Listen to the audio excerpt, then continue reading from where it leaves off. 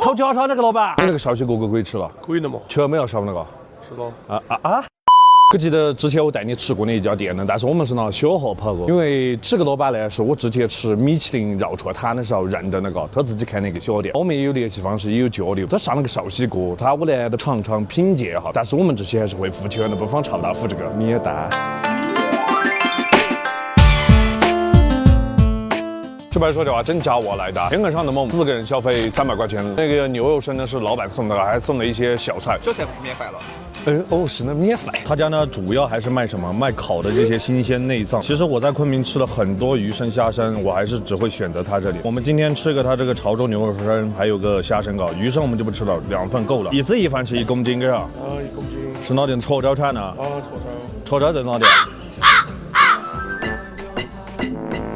整的太慢了，他不叫啥了？老板忙啥？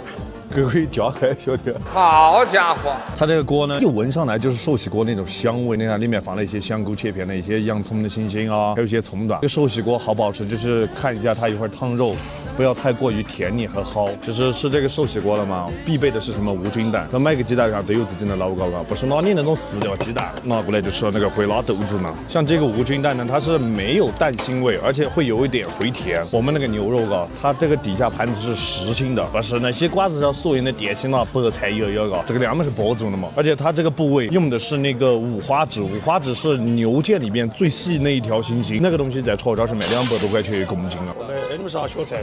小菜不够吃可以加那个。你咋不可以加噻？啥加不了嘛？呵。这个蚵仔糕还做的一样东西，这家就是贵啊，食材好嘛是真的好呢。这个涮烫时间千万不要太久，一变色裹一下蛋液，非常美味。还有个问题，他们家没有漏勺。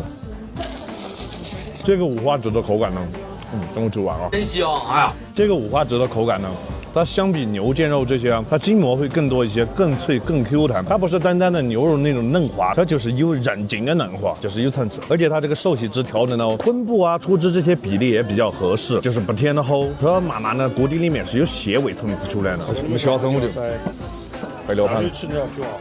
我不嚼不行。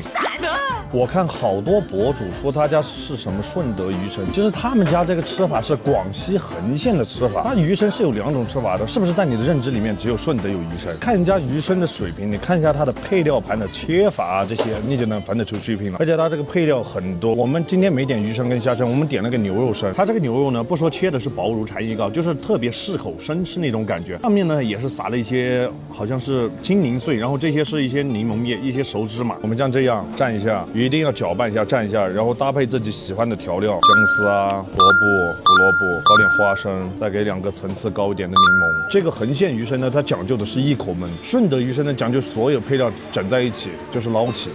这个有个好处是什么？你根据你自己的口味搭配不同的调料，吃出来的就是不同的口感。我个人是偏向于这种吃法。其实你说总结这个也没什么总结的，大家就是说句话就是贵，贵了呢食材用的也不差，桌子也小，就6张桌子。哎呀，应该是买个有钱人吃的，不是买个我这种穷人吃的。